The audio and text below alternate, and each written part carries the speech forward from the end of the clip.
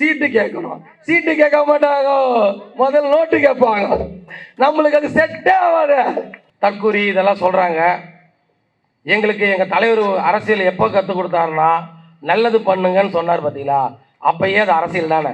இங்க வந்து இந்த செவுறு எழுதக்கூடாது, இந்த இடத்துல பேனர் வைக்கக்கூடாது, இங்க போஸ்ட் ஓட்டக்கூடாது, இங்க இது அப்படின்னு இந்த நோண்டுற வேலைலாம் எங்ககிட்ட வேணாம். எதிரிய வளர விட்டு அவன் முன்னாடி வாழ்ந்து கட்டதான் பிடிக்கணும். எங்க தலைவர் அன்றையே சொன்னதுதான். வேளச்சேரியில் எத்தனையோ கவுன்சிலர்கள் இருந்திருக்காங்க, எம்எல்ஏவும் இருந்திருக்காங்க. யார் யார் என்னென்ன பண்ணி வச்சிருக்காங்க, யார் எப்போ எப்படி இருந்தாங்க, இன்னைக்கு யார் யார் எவ்வளோ சொத்து வச்சிருக்காங்க, எல்லா விவரம் தெரியும். இன்னைக்கும் சரி, ரங்கநாதபுரம் 225 கனால் ஹோட்டல் தாங்கிற டாமு இன்னும் 10 வருஷம் சேர்ந்து பாருங்க, அதே ரங்கநாதபுரம் காவாங்கல இருப்பேன்.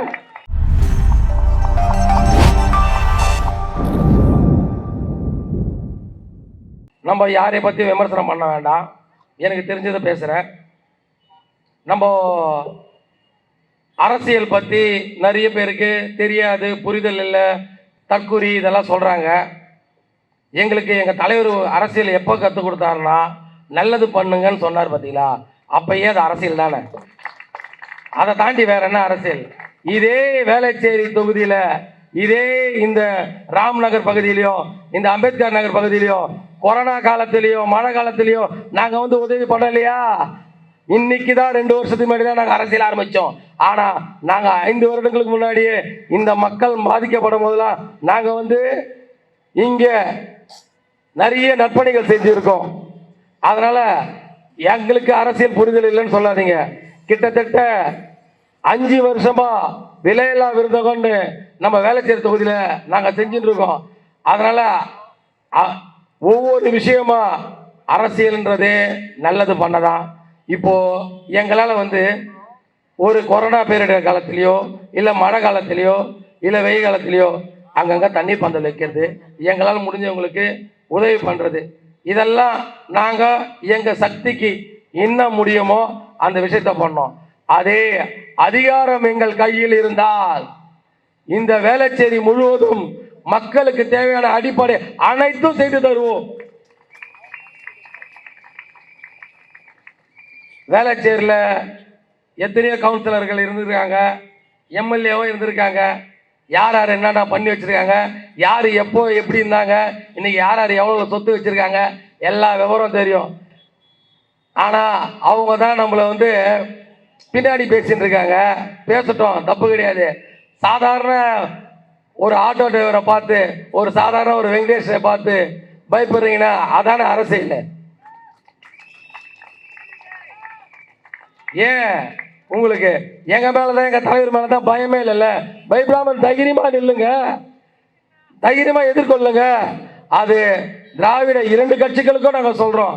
தைரியம் இருந்தா எங்களை நோண்டாம, எப்படி நோண்டாம ஃப்ரீயா விட்டு பாருங்க. களத்துல போராடி வெல்ல முடிஞ்சா வெல்லுங்க. அதை விட்டுட்டு பின்னாடி போ நோண்டி நிற்கிற வேலைலாம் செய்யக்கூடாது. ஓகேங்களா? இங்க வந்து இந்த செவுறு எழுதக்கூடாது, இந்த இடத்துல பேனர் வைக்கக்கூடாது, இங்க போஸ்ட் ஓட்டக்கூடாது, இங்க இது அப்படின்னு இந்த நோண்டுற வேலைலாம் எங்ககிட்ட வேணாம். புரியுதுங்களா? நீங்க எல்லாம் அதிகார பலத்தில் வச்சுன்னு போடுற கதையை நாங்கள் மக்கள் பலத்தோடு காட்டுவோம், அவ்வளோதான். ஏன் சொல்கிறேன்னா, உங்ககிட்ட அதிகார பலம்னு ஒன்று இருக்கிறதுனால தான் நீங்கள் இதெல்லாம் வீட்டில் உட்காந்துன்னு ஃபோன்லேயே அப்படியே என்னங்க அங்கே என்ன நடக்குது பாருங்க அப்படின்னு தெரியுங்க. என்ன அந்த படம் எவ்வளோ நாளைக்கு ஓடும்? மிஞ்சி போனால் அதிகபட்சம் படம் இன்னும் 3 மாதம்தான். அதுதான் சொல்கிறேன், இன்னும் 3 மாதம் தான். 3 மாதம் கழிச்சு எங்கள் தளபதி ஆட்சியில் அமரும் போது நாங்கள் யாரையும் நோண்டலாம் மாட்டோம்பா, உங்களை ஃப்ரீயாகவே விடுவோம். ஏன்னா எங்களை பொறுத்தவரைக்கும் எங்கள் தலைவரை எதிரிய வளர விட்டு அவன் முன்னாடி வாழ்ந்து கட்டதான் பிடிக்கணும். எங்கள் தலைவர் அன்றையே சொன்னதுதான். அதனால நாங்கள் யாருக்கும் போய்விட மாட்டோம். அப்புறம் இந்த நிறைய பேர் தாவேக கூட யாரும் கூட்டணி வரல அப்படின்னு சொல்லிட்டு ஒரே விமர்சனம், ஒரே யூடியூப்ல அவங்க கூட யார் போவாங்க கொள்ளுவாங்க அப்படின்னு ஒரு விமர்சனம். சரி, முதல்ல கூட்டணிக்கு வரவங்க என்ன கேட்பாங்க? இல்ல நண்பா, மக்கள் கூட்டணிக்கு தலைவர் சொல்லிட்டாரு. ஆனா இதான் நன்றி.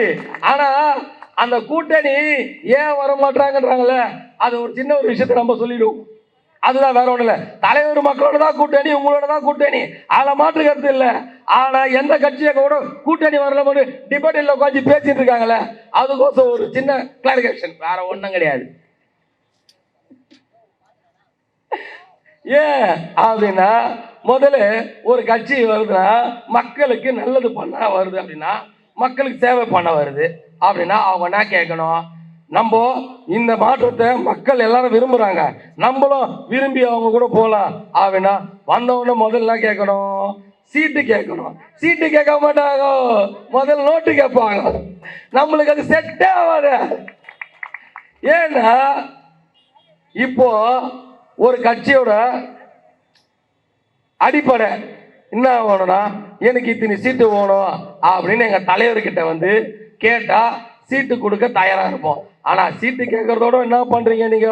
எங்க கிட்ட பேசுனா ஒன்னும் வராது. ஏன்னா நான் தூய்மையான அரசியல் தருவோம்னு சொல்லிட்டேன்ல, அப்புறம் எப்படி வருவீங்க நீங்க? லஞ்சமே வாங்க மாட்டோம், அது அவசியமே இல்லை. இன்னைக்கு இந்த மாதிரி நான் சொல்லிட்டு போறேன். இன்னைக்கும் சரி, ரங்கநாதபுரம் 225வது கனால் ஹோட்டல் தாங்கிற தாமு இன்னும் 10 வருஷம் கழிச்சு பாருங்க, அதே ரங்கநாதபுரம் காவாங்கல இருப்பேன்.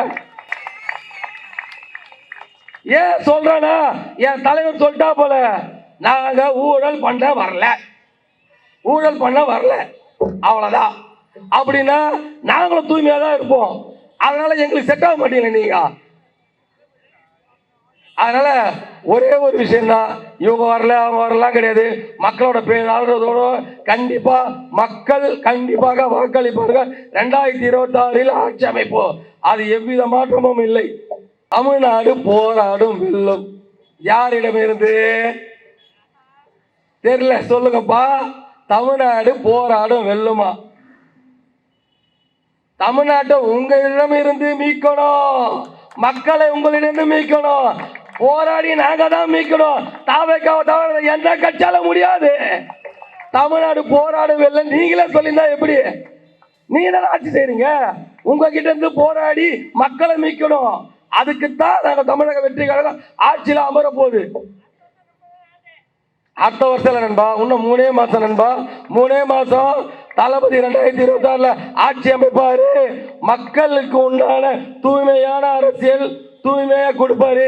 இன்னைக்கு யாருக்கெல்லாம் யாரோ சேவை செஞ்சுன்னு என்ன இருந்தாலும் சரி, அன்னைக்கு எல்லாருமே மக்களுக்கு சேவைப்படுற ஒரு சேவகரா அரசாங்க ஊழியர் அனைவரும் இருப்பாங்கன்னு இந்த நேரத்தில் இந்த வகையிலாக கண்டிப்பா சொல்றேன்.